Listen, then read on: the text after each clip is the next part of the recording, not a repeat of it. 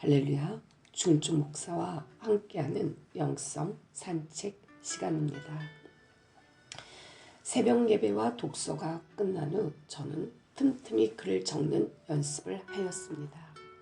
아침 시간에 몇 줄이라도 글을 적고 있으면 권사님이 부엌에서 저를 위해 먹을 것을 챙기는 소리가 딸그락 하고 들렸죠.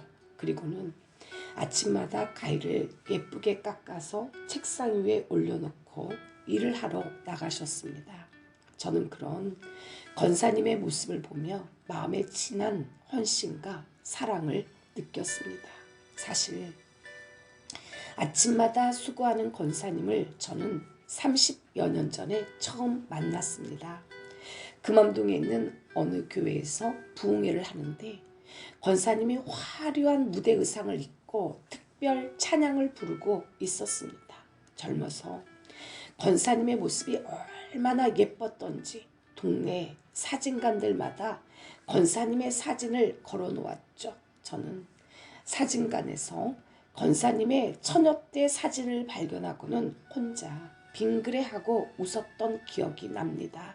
당시에 가수가 되기 힘든 초창기 시절에 남진, 나훈아뿐만 아니라 우리 권사님도 정식으로 가수협회에 등록이 되어 있습니다. 연예인 뺨치게 예뻤던 권사님은 어느 곳을 가든지 사람들을 몰고 다녔죠. 정말 그 미모에 가수를 했다면 아마 굉장히 유명했으리라는 생각마저 듭니다. 손님 대접 잘하고 화려하고 예쁜 권사님은 어디를 가든지 눈에 띄었습니다. 권사님 옆에만 서면 곁에 있는 사람들이 괜히 초라하게 보였죠. 권사님의 모습은 마치 5월에 빛나는 장미 같았습니다. 그런 권사님이 승승장구하였다면 얼마나 좋았을까요? 하나님은 그런 권사님을 무지막지하게 깨트리셨습니다. 계속된 사업의 실패와 좌절, 수십 년간의 연단 속에 권사님은 철저하게 부서졌죠. 자신은 온데간데 없고 오직 하나님만 남았습니다. 오늘 아침에 권사님이 사무실 문을 살며시 열더니 과일을 가져다 놓으며 말씀을 하셨습니다. 어머니 목사님과는 달리 목사님은 성도들의 말을 잘 귀담아 들어주니 좋다고 하시면서 이런저런 이야기들을 풀어 놓으셨습니다. 살아오면서 간증거리가 많다고 하시면서 탕자가 살기 위해 돼지가 먹는 지엄 열매를 먹으며 살아남았듯이 권사님의 인생도 그랬죠. 때론 기도원에 갔다가 먹을 것이 없어 힘들어하던 중 기도원 식당 일을 거들면서 한 끼 밥을 해결하기도 하고 정말 지면을 빌어 이야기하지 못할 간증거리들이 많았습니다. 저는 권사님의 모습 속에서 젊었을 때보다 더 아름다운 권사님의 모습을 날마다 봅니다. 몸이 아파도 생활이 어려워도 권사님은 고단한 몸을 일으켜 새벽에 제일 먼저 나오셨죠. 새벽 4시도 안 된 시간에 뜨거운 눈물과 기도로 성전에 불을 지펴 놓으셨습니다. 자신의 모든 상과 물질조차 하나님 앞에 올려드리는 그 헌신은 눈물겹도록 아름다웠죠. 사람은 이 세상에서 무엇이든지 조금이라도 가진 것이 있으면 자기가 대단한 줄로 착각을 합니다. 조금만 미모가 뛰어나도 조금만 좋은 의사신랑이나 사익감을 얻어도 심지어 빌딩 하나 가지고 있는 것으로도 그 기세가 하늘을 찌를 듯 하죠. 그러나 사람은 인생을 살아가면서 실패하고 무너졌을 때 자신의 가면이 벗겨집니다. 정말 자신이 하나님 앞에서 아무 존재도 아니라는 것을 깨닫기 시작합니다. 그때부터 하나님은 살아있는 분이 되고 하나님의 말씀은 그 전과는 다르게 들리죠. 야곱이 그랬습니다. 지금까지 그가 알았던 하나님은 자신의 하나님이 아니었죠. 있죠. 어디까지나 아버지 이삭의 하나님이고 할아버지 아브라함의 하나님이었습니다. 그런 그가 진정으로 하나님을 만난 때에는 비참한 상황에 놓여 있을 때입니다. 형 에서를 피하여 도망가다가 길바닥에 누워 돌을 베고 자는 가운데 살아계신 하나님을 만났습니다. 노숙자처럼 아무것도 없이 땅바닥에 누워 자고 있을 때 그의 가면이 벗겨졌죠. 그리고 마침내 피조물 야곱으로 하나님 앞에 서 있게 된 것입니다. 하나님은 무엇으로 성도의 아름다움을 나타내실까요? 그것은 바로 겸손입니다. 저는 권사님을 통하여 젊었을 때보다 더 아름다운 권사님의 모습을 봅니다. 아이처럼 해맑은 웃음을 통해 시냇물처럼 깨끗한 그분의 순수함과 겸손을 보며 저의 영도 맑아집니다. 이처럼 연단을 받은 하나님의 백성들은 놀라운 겸손을 가지고 있습니다. 처음에 하나님이 우리를 낭떠러지로 떨어뜨릴 때는 그분이 원망스럽고 힘들었는데 오히려 그것으로 인하여 하나님의 손에 붙들리게 되었습니다. 고난당하기 전에는 내가 그릇 행하였더니 이제는 주의 말씀을 지키나이다. 그전에는 내가 최고인 줄 알고 살았는데 인생이 뜻대로 풀리지 아니하거나 사업이 망해서 자식들조차 외면하는 모습을 보며 그때서야 비로소 자신이 아무것도 아닌 하나의 티끌에 불과하다는 사실을 깨닫게 되죠. 어떤 사람이 이러한 고백을 하였습니다. 자신은 그래도 잘 나가는 사장이라서 항상 사장인 줄 알았는데 회사가 부도가 나서 어쩔 수 없이 경기도에 있는 한 공사장에 일하러 갔습니다. 그런데 그곳에는 사람들이 자기를 어이 김씨라고 불렀습니다. 처음에는 적응이 안 되었죠. 김씨 하고 다른 사람을 부르는 줄 알고 돌아보니 그 김씨가 바로 자신이더라는 것입니다. 이제는 아무도 그를 김사장으로 아는 사람이 없습니다. 오직 한 명의 김씨일 뿐이죠. 그때야 비로소 자신이 얼마나 보잘것없는 사람인지를 깨닫게 되었다고 합니다. 하나님은 사랑하는 자를 연단하시기 위해 사용하시는 방법이 있죠. 그것은 바로 환난과 궁핍 그리고 하나님의 침묵입니다. 내가 왜 이런 고통과 환난을 당하는지 그 이유라도 이야기를 해주시면 속이라도 시원할 텐데 이건 도무지 알 수가 없습니다.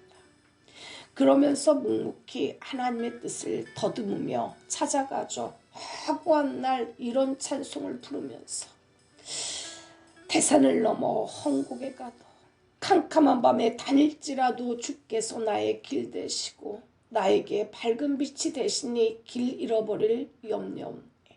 우리는 가끔씩 모든 것을 갖추었는데도 불구하고 끝까지 겸손한 사람들을 볼 수가 있습니다. 그는 어떻게 이런 고귀한 인격이 되었을까요? 자세히 들여다보면 그 이유를 알 수가 있습니다. 그에게 하나님만을 붙잡으라는 가시를 붙여주셨거나 지독한 환난과 궁핍 속에서 오직 하나님만을 붙잡는 훈련을 하였기 때문입니다.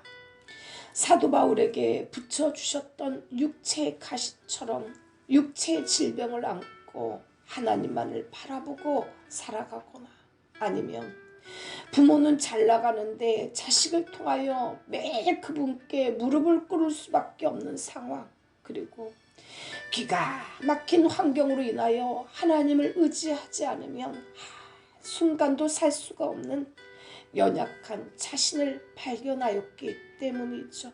미쳐버리지 않으려고 살아남기 위해 오로지 예수를 깊이 묵상하고 철저히 낮아지는 훈련, 기도하는 훈련, 강해지는 훈련을 통하여 정금같이 나왔기 때문입니다. 이 시간에 누군가 널 위해 기도하네 라는 공구로 영성 산책을 시작합니다.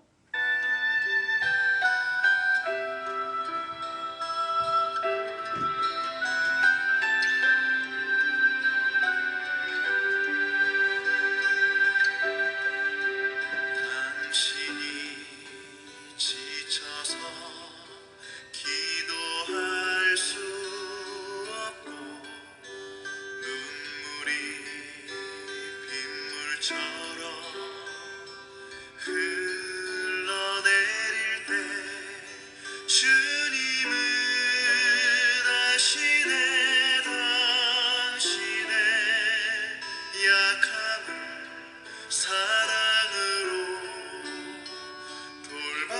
돌봐주시네.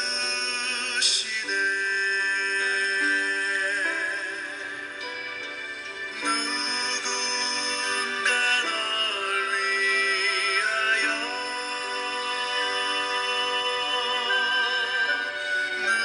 누군가 기도하네.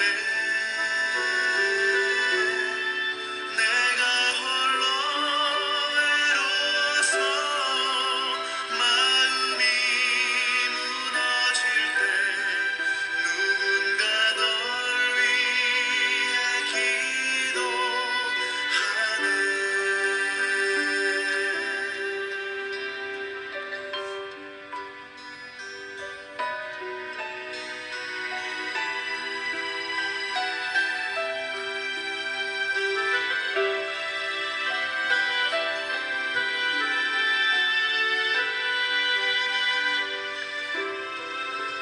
당신이 외로이 홀로 남았을 때 당신은 누구에게 위로를 얻나.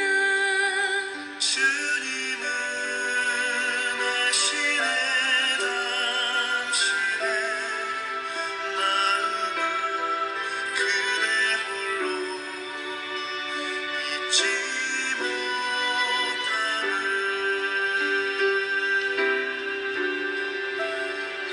조용히 그대 위해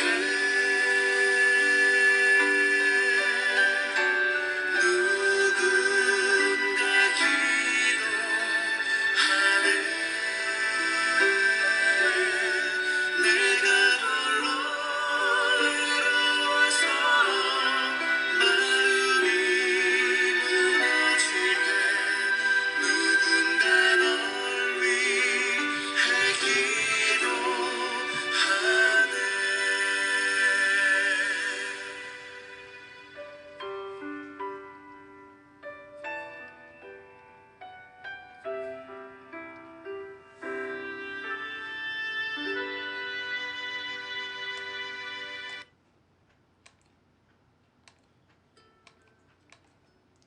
할렐루야.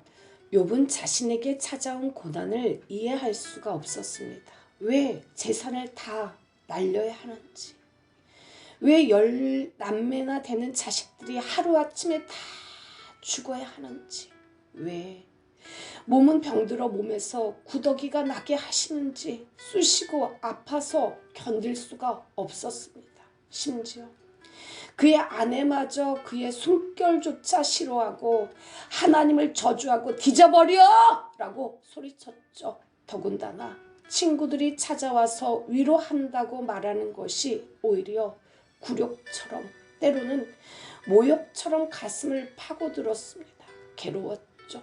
자신이 왜 이런 고난을 당해야 하는지 그는 몰랐습니다.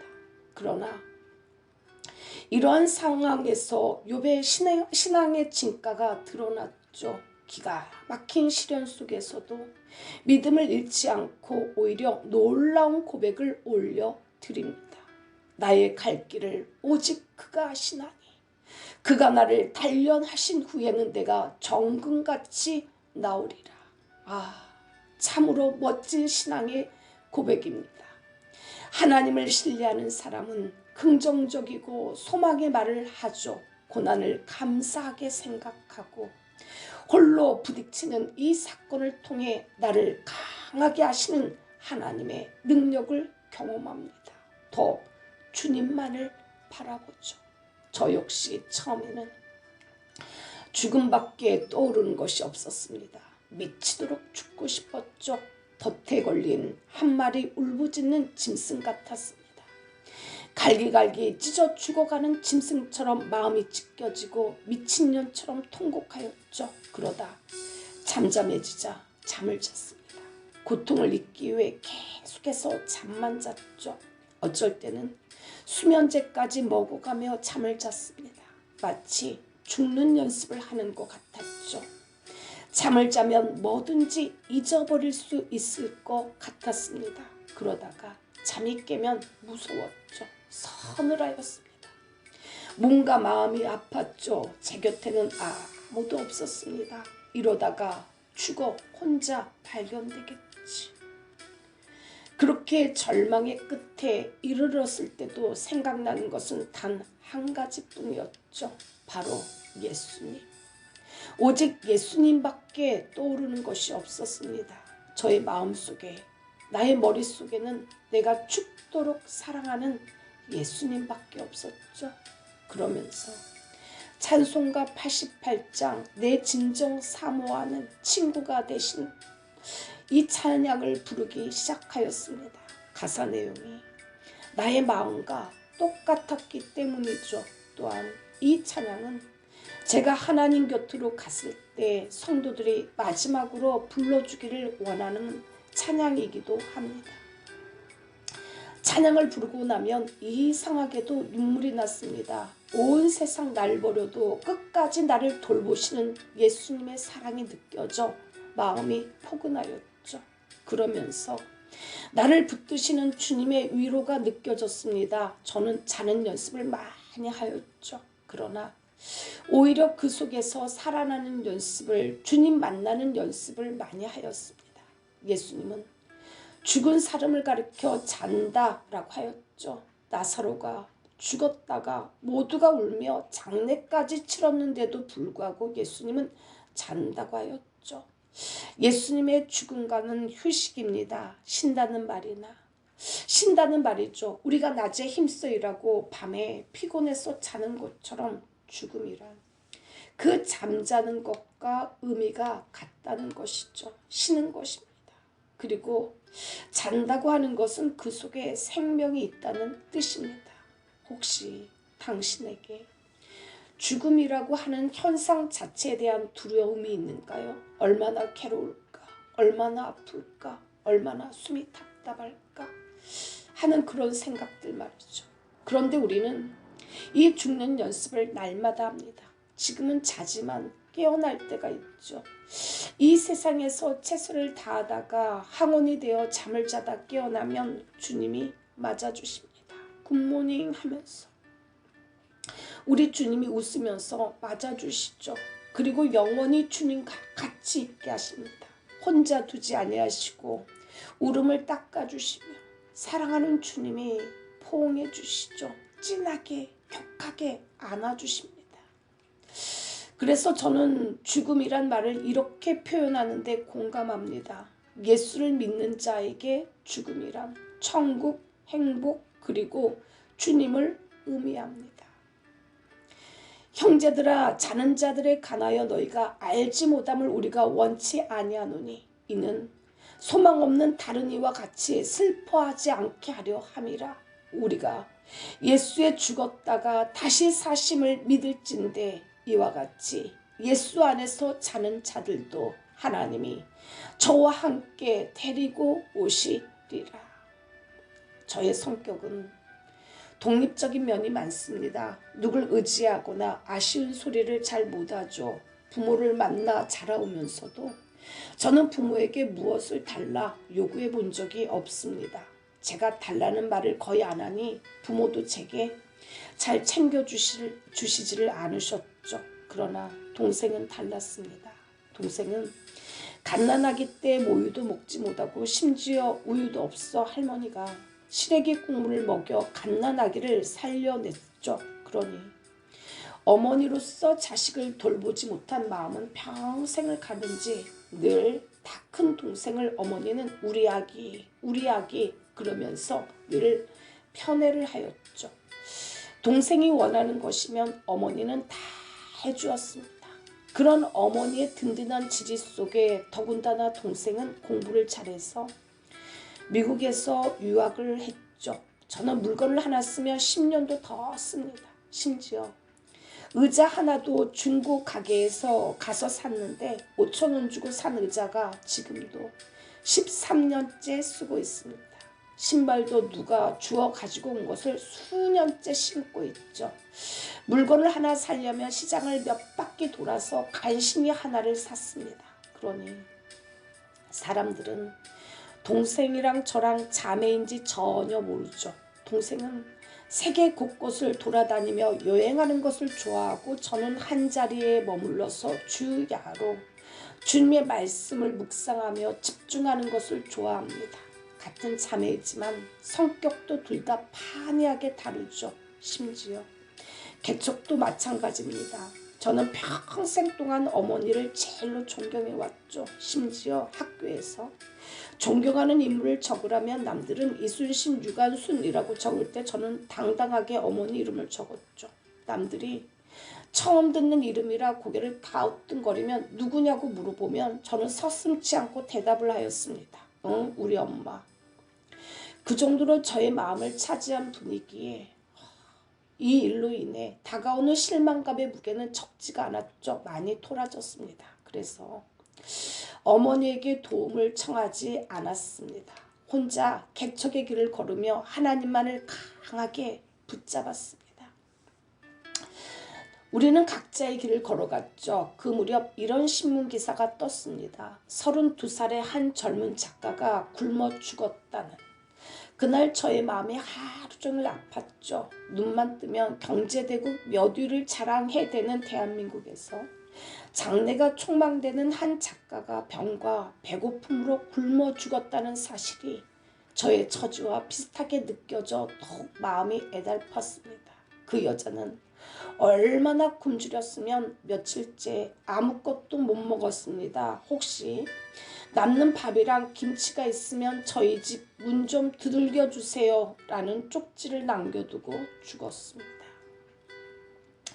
눈물이 앞을 가렸죠. 저는 그 여자의 심정을 몸으로 겪어봐서 잘 압니다. 월세는 밀리고 전기는 끊기기 직전이고 겨울이면 수년을 난방도 없이 추운 방에서 전기장판 하나로 간신히 버텨냈습니다. 어쩌다가 계란말이 하나 먹고 싶어도 가스가 끊겨 손가락만 빨았죠. 그때 미숙이가 붙여놓은 쪽지가 눈에 보였습니다. 목사님, 계란말이 해먹을 수 있게 가스 주문했어요. 아, 얼마나 감사한지. 추운 데서 지내면서 먹을 것조차 제대로 못 먹으니 몸은 늘 병마에 시달렸습니다. 마음은 항상 무너져 내렸죠. 하지만 그럴수록 전 집중해서 주님께 울며 밤새도록 기도했습니다. 무너져 내려가는 제 자신과 싸웠죠. 그러면서 헝그리 정신으로 일어났습니다. 헝그리 정신하면 떠오르는 사람들이 있죠. 바로 수십 년 전의 권투 선수들입니다. 그들은 가난을 벗기 위해 배고픔으로 탈출하기 위해 그야말로 악바리로 샌드백을 두들겼고 그렇게 훈련해서 상대를 때려 눕혔습니다.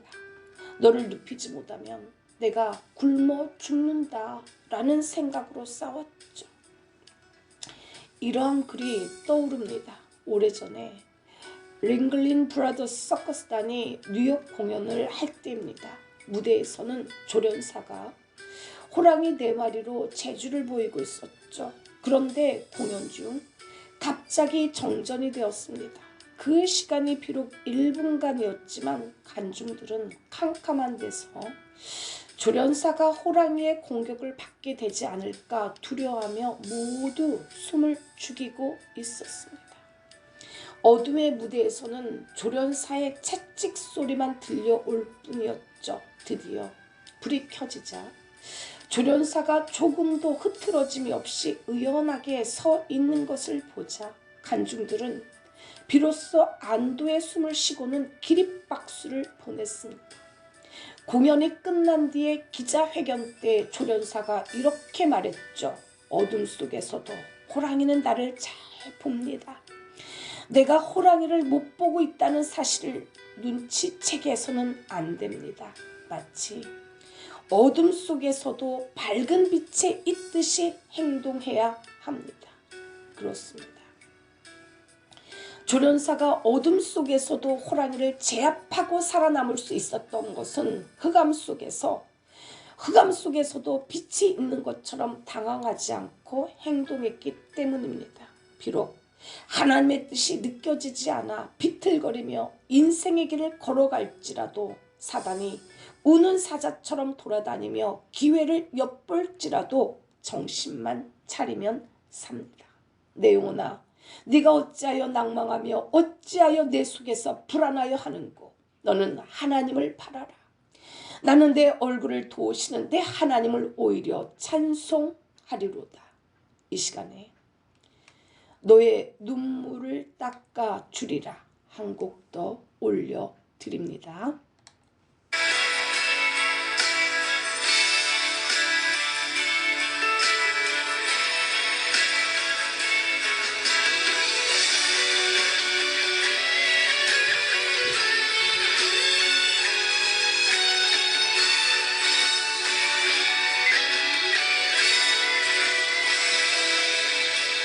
너의 눈물 닦아주리라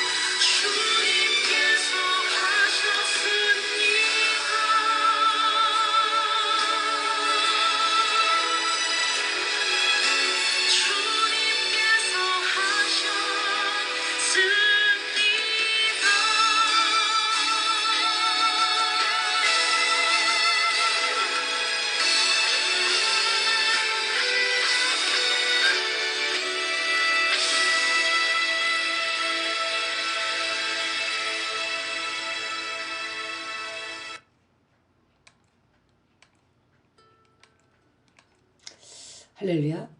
또 다른 여자 집사님의 이야기입니다. 그 여자 집사님 역시 대학 재학 시절부터 인기가 많았죠. 지금 배워도 상당한 미모를 지녔으니 젊은 시절에는 남들이 부러워할 만한 미모의 소유자였을 것입니다.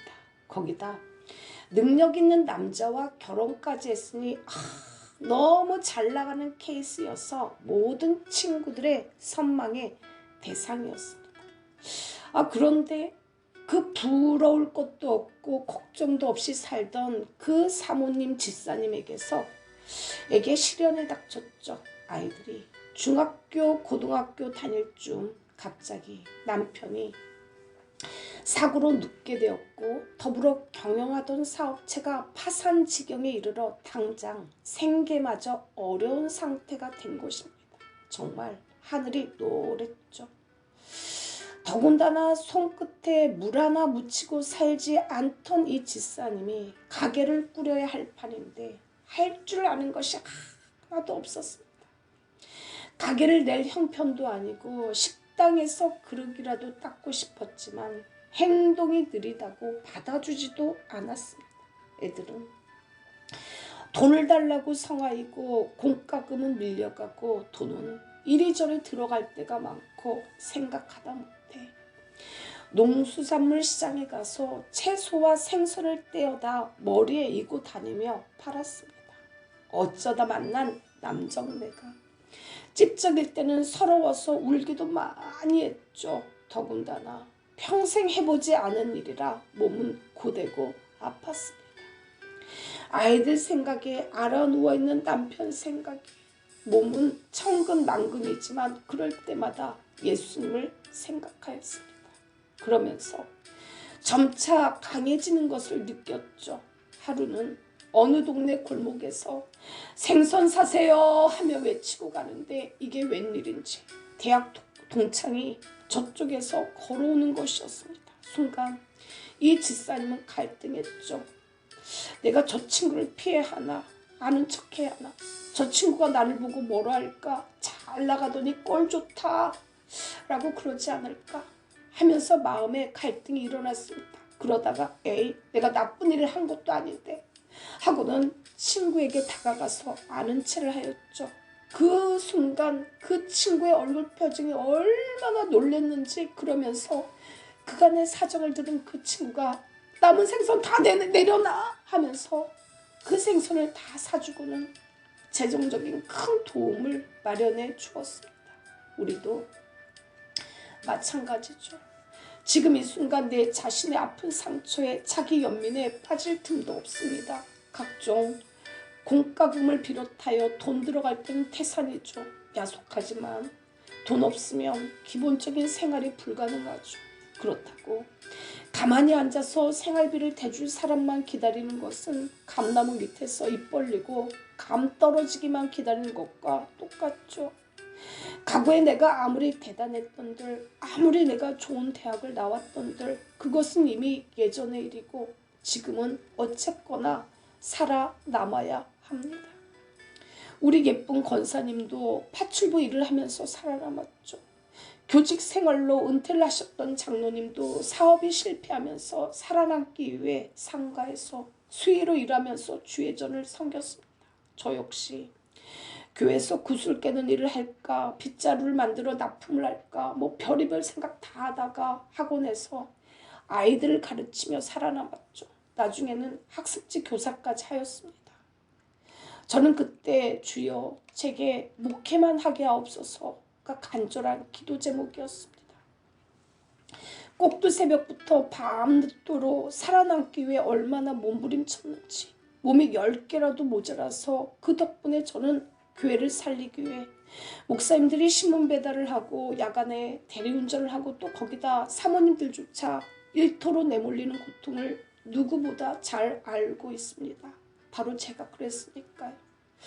그래도 살아남아야 합니다. 다윗은 가드왕 아기스 앞에서 살아남기 위해 대문짝에 끄적거리며 침을 쐬며 질질 흘리며 미친 째까지 하면서 살아남았죠. 이제 밖으로 나가십시오. 나가서 붕어빵이라도 파십시오. 새벽에 우유라도 돌리세요. 그래서 미친 죄까지 하게 되더라도 살아남으십시오. 지금은 눈물을 흘릴 때가 아닙니다. 하나님의 백성이 껌처럼 땅에 붙어버렸죠. 인생의 밑바닥까지 쿵 하고 떨어졌습니다. 마치 비행기가 땅에 추락한 것처럼. 이렇게 되면 더 이상 재기하기가 어렵게 되죠. 요셉이 그러했고 다윗도 인생에 불시착했습니다. 그런데 놀랍게도 이 사람들 진토에 처박힌 것으로 인생을 끝마치지 않았습니다. 왜냐하면 하나님의 약속이 있었기 때문입니다. 내 영혼이 진토에 붙어 싸우니 주의 말씀대로 나를 소성케 하소서. 요셉은 마음에 하나님이 주신 이상을 품고 있었죠. 17살에 보았던 해와 달과 12별이 절하는 생생한 이상을 10년이 지나도 가슴에 품고 있었습니다. 비록 그가 종으로 팔려갔어도, 심지어 강간하려 했다는 오명을 뒤집어쓰고 감옥까지 들어갔어도 요셉에게 살아있는 영성과 하나님을 향한 믿음을 희미해지지 못하게 하였죠. 희미해지지 않았습니다. 다윗 역시 17살의 나이에 하나님의 약속이 주어졌죠. 다윗에게는 이스라엘의 왕이 될 거라는 어마무시한 약속이 있었죠. 그러나 현실의 다윗은 암울했습니다. 온통 다윗을 잡아 죽이려는 사람들로 특실거렸고 그저 홀로 버려진 채 불안한 도망자의 삶을 살아야 했습니다. 게다가 다윗의 대적들이 없어진다는 것은 상상하기조차 힘든 일이죠. 한마디로 계란으로 바위치기였습니다. 쫓는 왕과 쫓기는 쥐새끼였죠. 다윗조차 자신의 간하여 표현하기를 벼룩같이 쫓기는 신세라고 말하였죠. 그런데도 다윗은 하나님의 약속을 놓지 않았습니다. 네가 승리자가 될 것이다. 네가 큰 일을 행하겠고 반드시 승리를 얻으리라. 하나님의 약속을 소유하고 있는 사람, 하나님의 약속을 품고 있는 사람, 비록 지금은 혼자인 것 같고 고난의 길을 걸어가는 것처럼 보일지라도 하나님과 함께하고 있는 사람, 하나님께서 보장해 주신 사람, 그 사람은 절대 패배하지 않습니다. 사방에서 우겨쌈을 당하고 도저히 피할 구멍이 보이지 않는다 하더라도 그 사람은 절대 패배하지 않습니다. 하나님의 약속을 품은 사람은 절대 망하지 않죠. 종종 현실은 우리를 향해 네가 약속이 있냐? 하나님의 약속이 있어? 하며 비웃죠. 하지만 그렇지 않습니다. 약속은 요셉과 다윗에게만 있는 것이 아니죠. 그분은 전능하신 하나님이십니다. 죽은 자를 살리시고 없는 것을 있는 것처럼 부르시는 하나님이시죠. 그런데 중요한 것은 그분이 바로 우리 아버지라는 사실입니다. 하나님 아버지. 하나님은 빈털터리의 모습으로 강야로 발걸음을 옮기는 서글픈 나에게, 의기소침해 고개를 떨구는 나에게, 보장이 없는 미래를 보고 불안해하는 나에게 어깨를 툭툭 치시면서 가슴 벅찬 뜨거운 포옹을 해주시면서 격려하시죠. 내가 너를 승리하게 하리라. 네 대적들이 다 끊어지리라. 네 원수들이 다 네 발바닥 밑에 있으리라. 이 길을 주저하지 말라. 내가 너에게 가라고 명하는 길이다. 이 강야의 저편에서 내가 언약한 너의 왕자가 기다리고 있다. 나와 함께 이 길을 떠나자. 넌 강해져야 돼. 다윗의 일평생도 어찌 보면 현실 감각이 별로 없는 그런 인생이라고도 할 수 있습니다. 차가운 비바람이 몰아치는 강에서 쪼그리고 잠을 자는 현실이었죠. 그렇지만 다윗은 왕이 되는 하나님의 약속을 가슴에 품고 있었습니다. 그의 가슴은 왕의 가슴이었죠. 당장 오늘 내일 먹고 살 것이 막막해서 어찌할 바를 모르던 현실 가운데서도 다윗은 풍요로움을 약속하신 하나님을 가슴에 가득 채웠습니다. 그는 오늘의 급급한 사람이 아니라 분명히 다가올 내일로 인해 풍요로운 사람이었죠. 자, 이제 그 놀라운 하나님이 당신에게 두 손을 내밀며 말씀하십니다. 이제 그만 일어나거라. 네가 비록 7번이나 넘어졌을지라도 이제 그만 일어나라. 여기서 7번 넘어진다는 말은 꼭 횟수로 7번을 말하는 것이 아닙니다. 7번이라고 하는 것은 넘어질 만큼 다 넘어지고 쓰러질 만큼 다 쓰러져 이제는 더 쓰러질 것도 없는 것을 뜻하죠. 이제는 죽음밖에 없는 상황입니다. 실패할 만큼 실패하고 약할 만큼 약하죠. 이제는 더 이상의 기회나 희망이 없는, 한 번 더 넘어질 여유도 없는 상황입니다. 건강도 그렇고 환경도 그렇죠. 모두가 더 이상 나빠질 것이 없을 정도로 마지막 단계에 이르렀죠. 그런 상황인데도 불구하고 하나님은 우리에게 일어나라 라고 명령하십니다.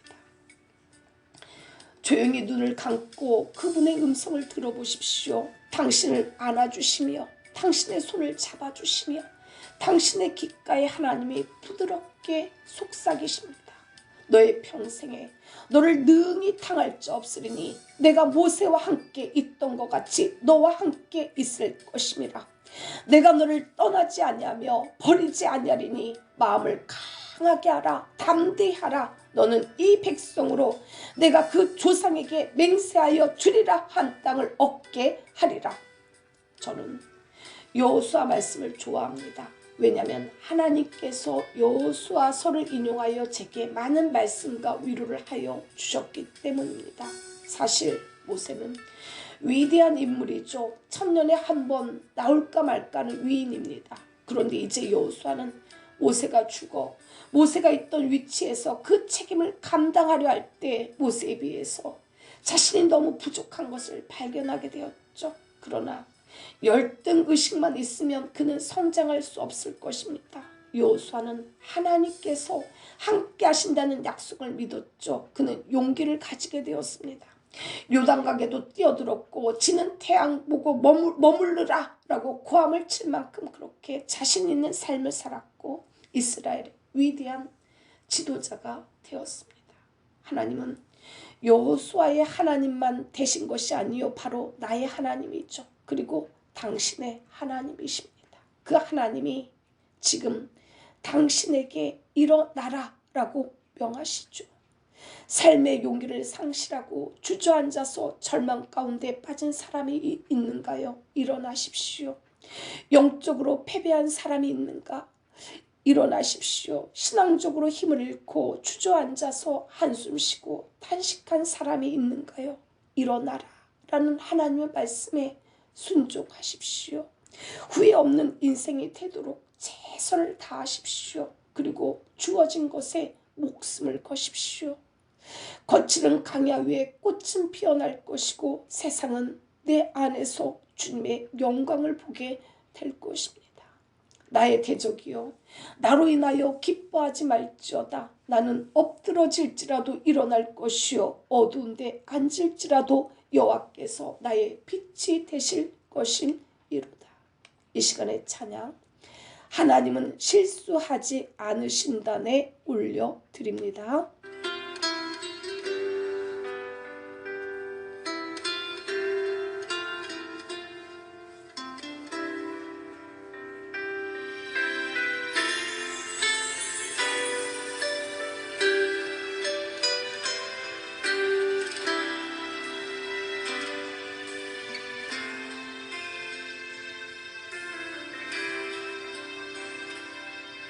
내가 걷는 이 길이 혹 굽어도는 수가 있어도 내 심장이 울렁이고 가슴 아파도 내 마음속으로 여전히 기뻐하는 까닭은 하나님은 실수하지 않으심일세.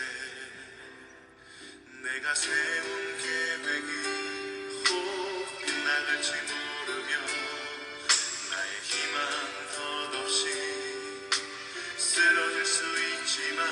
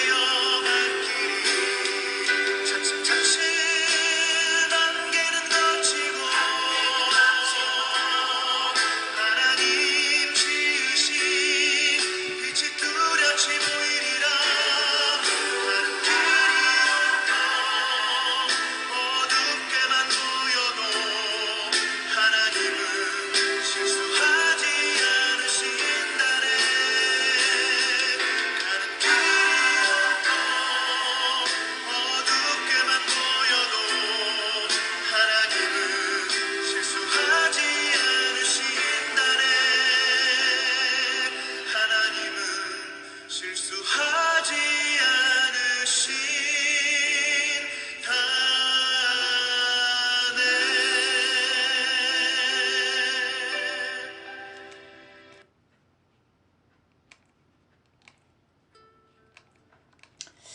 할렐루야.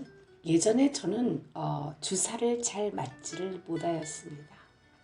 주사 바늘만 봐도 무서움을 얼마나 탔는지 주사를 맞아야 할 상황이 되면 꼭 생각하는 것이 있죠. 바로 예수님의 모습입니다. 예수님이 십자가에 못 박히시는 모습을 생각하고 이를 꽉 악물었죠.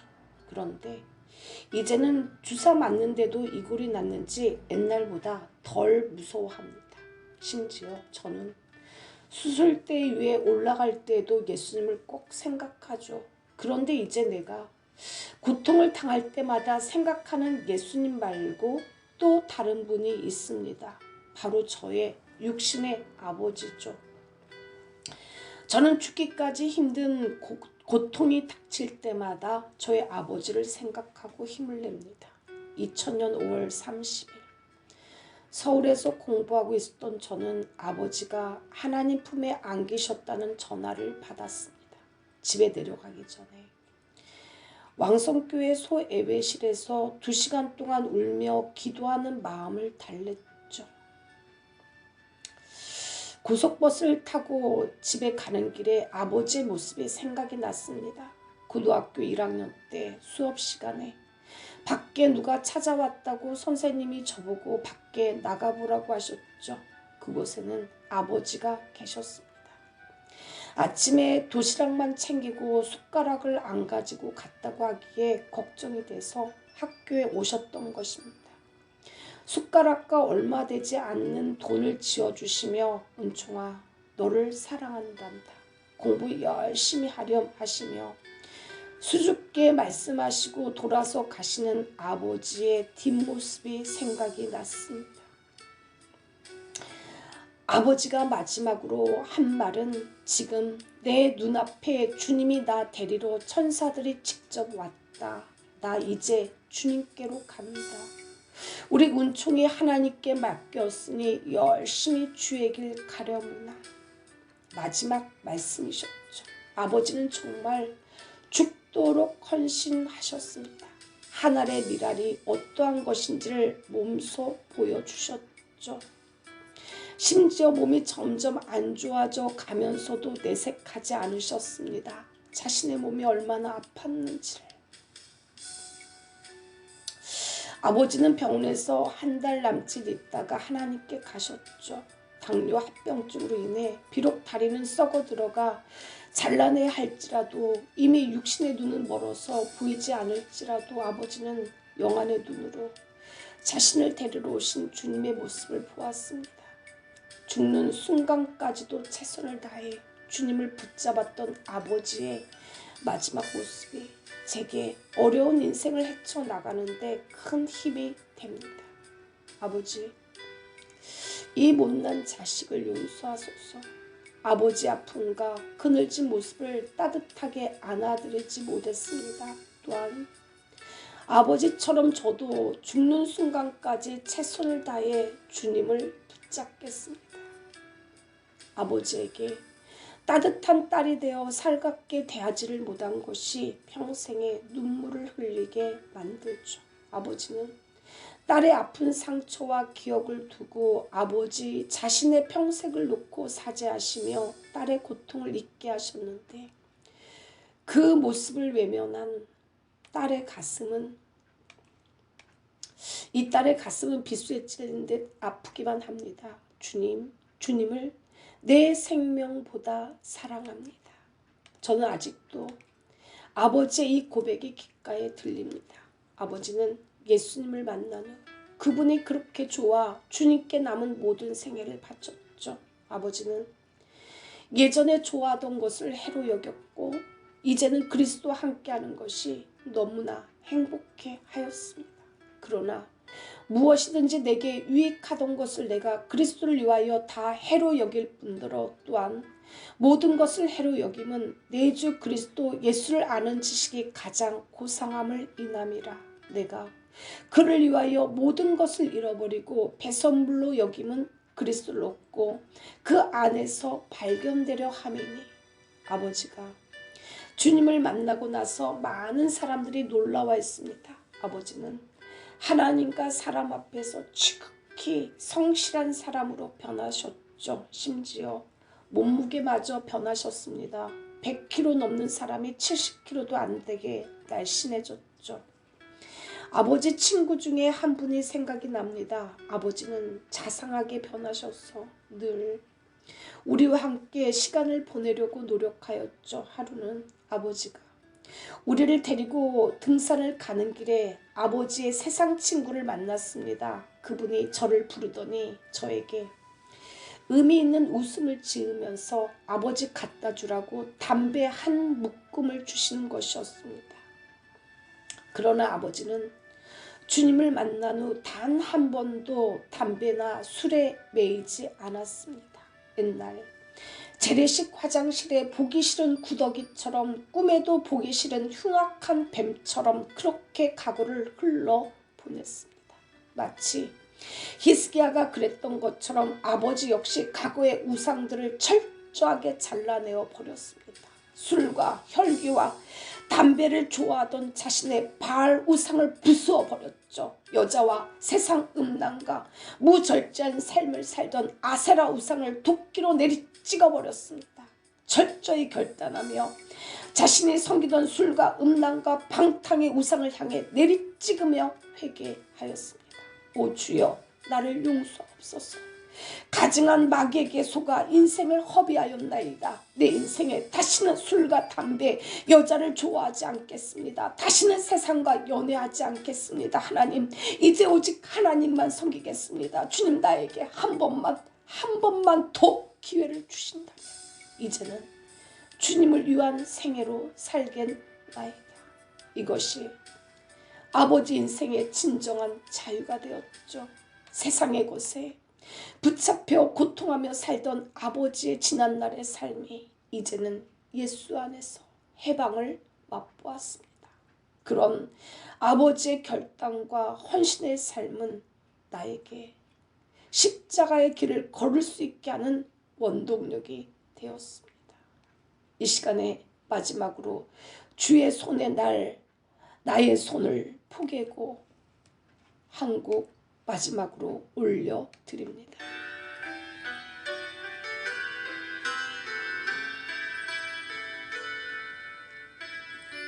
주보여 날 정결케 하고 주보여 날 자유케 하니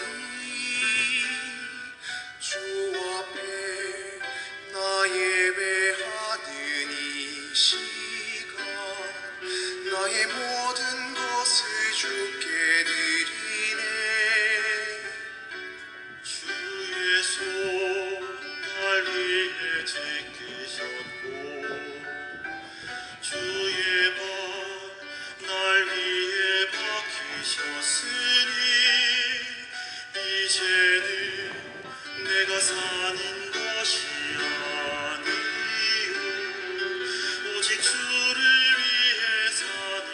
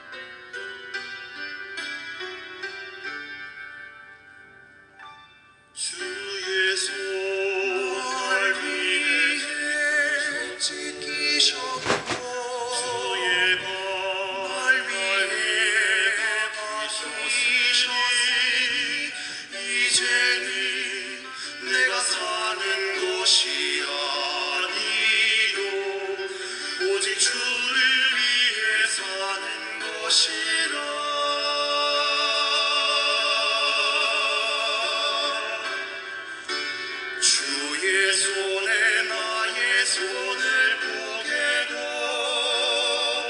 또 주의 발에 나의 발을 보게요. 나 주와 함께 죽고 또 주와 함께 살리라. 영원토록 주 위에 살리라.